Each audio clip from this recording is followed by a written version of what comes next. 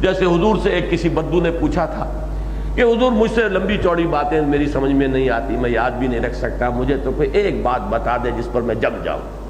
آپ نے فرمایا قل ربی اللہ ثم استقم، کہو میرا رب اللہ ہے، بس پھر جم جاؤ، پھر پتھر کی لکیر ہو جاؤ، معاملہ پھر جو ہے ادھر سے ادھر نہ ہو۔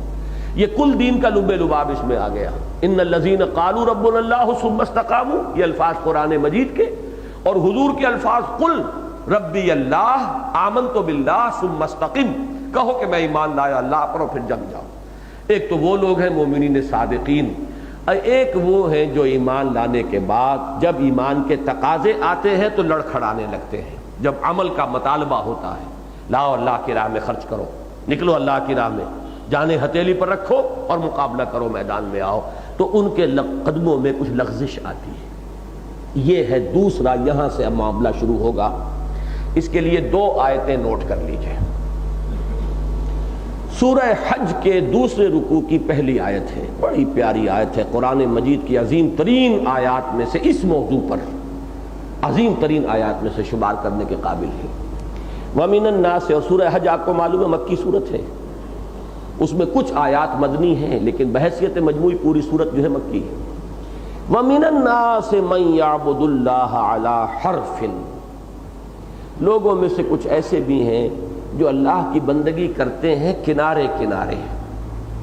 فَإِنْ أَصَابَهُ خَيْرٌ اطْمَأَنَّ بِهِ، اگر خیر ملے، خیریت رہے تو مطمئن رہتے ہیں، عبادت بھی ہے، اللہ کا نام بھی ہے، دین کے لیے ساری قربانیوں کا دعویٰ بھی ہے۔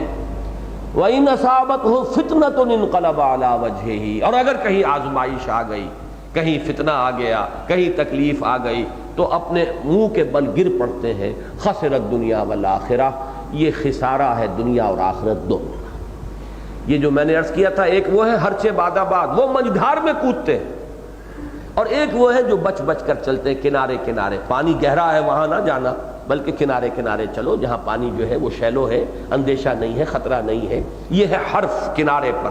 وَمِنَ النَّاسِ مَن يَعْبُدُ اللَّهَ عَلَى حَرْفٍ فَإِنْ أَصَابَهُ خَيْرٌ اطْمَأَنَّ بِهِ وَإِنْ أَصَابَتْهُ فِتْنَةٌ انقلب عَلَى وَجْهِهِ خَسِرَ الدُّنْيَا وَالْآخِرَةَ ذَلِكَ هُوَ الْخُسْرَانُ الْمُبِينُ، یہ ہے بالکل کھلا خسارہ، گھاٹا، بربادی اور تباہی۔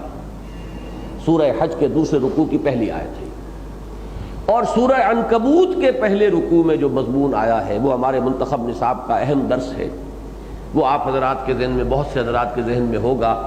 اس میں کھولا گیا ہے اس بات کو، وَمِنَ النَّاسِ، اور لوگوں میں سے کچھ ایسے بھی ہیں، مَن يَقُولُ آمَنَّا بِاللَّهِ، جو کہتے ہیں ہم ایمان لے آئے اللہ پر، فَإِذَا أُوذِيَ فِي اللَّهِ، جب اسے اذیت پہنچائی جاتی ہے اللہ کے راستے میں، تکلیف دی گئی، ایذا پہنچائی گئی، مارا گیا، جیسے حضرت بلال کو مارا گیا، جیسے حضرت خباب بن الارت کو دہتے ہوئے انگاروں پر لٹا دیا گیا، فَإِذَا أُوذِيَ فِي اللَّهِ جَعَلَ فِتْنَةَ النَّاسِ كَعَذَابِ اللَّهِ، تو وہ لوگوں کی طرف سے ڈالی ہوئی اس آزمائش اور ابتلا سے اس طرح گھبرا اٹھتے ہیں جیسے اللہ کے عذاب سے گھبرانا چاہیے۔ ایک تو یہ نا کہ اب جیسے کہ سرمت کے بارے میں آتا ہے، بہرحال اس کو چھوڑیے کہ اس کا جرم کیا تھا اور کیا نہیں تھا، کیوں اس کو قتل کیا گیا، وہ ایک علیحدہ بات ہے، لیکن اس کا جو ایٹیچیوڈ تھا کہ جب جلاد اس کی طرف بڑھ رہا تھا تلوار لے کر، تو سرمد نے پھر اس کو خوش آمدید کہا تھا، بیا بیا من تراخو می شناسم قربانت شوم، کہ آؤ آؤ میں تم پر قربان ہوں، میں تمہیں خوب پہچانتا ہوں، یہ میرے معشوق، میرے اللہ، میرے محبوب ہی کی طرف سے ہے جو آ رہا ہے، تو سر تسلیم خم ہے جو مزاج یار میں آئے۔ ایک یہ انداز ہوتا ہے کہ نہ شود نصیب دشمن کے شود ہلاک تیغت، سر دوستہ سلامت کے تو خنجر آزمائی، یہ دوستوں کا سر جو ہے سلامت ہے تو ان پر خنجر آزما، یہ دشمن کے نصیب میں کیوں ہو کہ اے محبوب تیرا خنجر جو ہے ہمارے کسی دشمن کے سر پر لگے، معاذ اللہ، ہمارے سر کائے کے لیے، نہ شود نصیب دشمن کے شود ہلاک تیغت، سر دوستہ سلامت کے تو خنجر آزمائی۔ ایک وہ ہوتا ہے کہ اللہ کے لیے ہم نے اس میدان میں وادی میں قدم رکھا ہے، اب ہرچے بعد آباد جو آئے ہمارے رب کی طرف سے ہے۔ ہل تربصون بنا الا احدی الحسنیین، جو بھی آئے گا حسنہ ہی حسنہ ہے، شہید ہو جائیں تو حسنہ، اگر ہم قتل کر دیے جائیں، ایک ایک بوٹی اڑا دی جائے تو بھی ہمارے لیے اس سے بہتر انجام کون سا ہوگا؟ کامیابی ہی کامیابی۔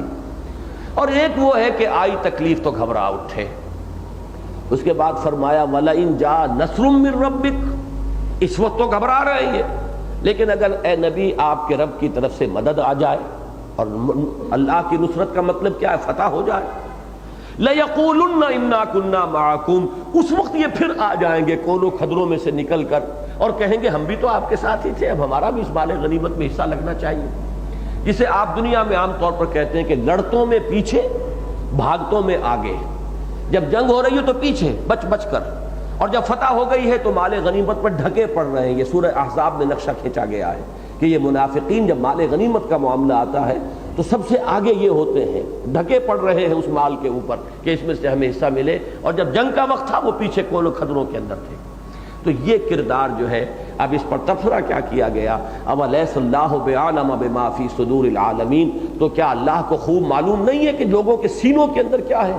وَلَيَعْلَمَنَّ اللَّهُ الَّذِينَ آمَنُوا وَلَيَعْلَمَنَّ الْمُنَافِقِينَ، اور اللہ تو کھول کر رکھ دے گا کہ کون ہے واقعی اہل ایمان اور کون ہے منافق. یہ ہے نفاق کا نقطۂ آغاز.